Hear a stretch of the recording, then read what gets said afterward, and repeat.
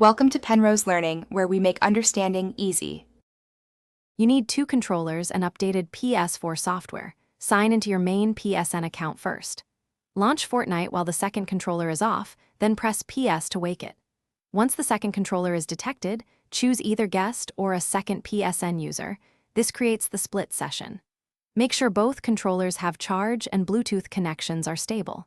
This starts the local multiplayer handshake. Do not enter a party invite yet. Keep Fortnite in the lobby so both players can join on screen.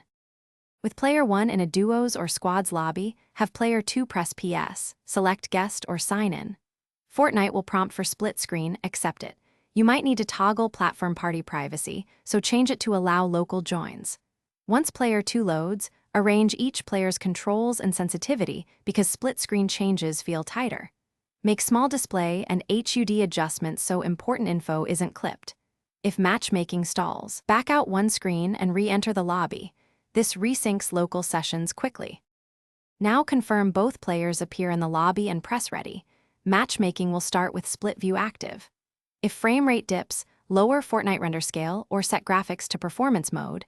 This reduces GPU load and stabilizes 60 versus 30 FPS.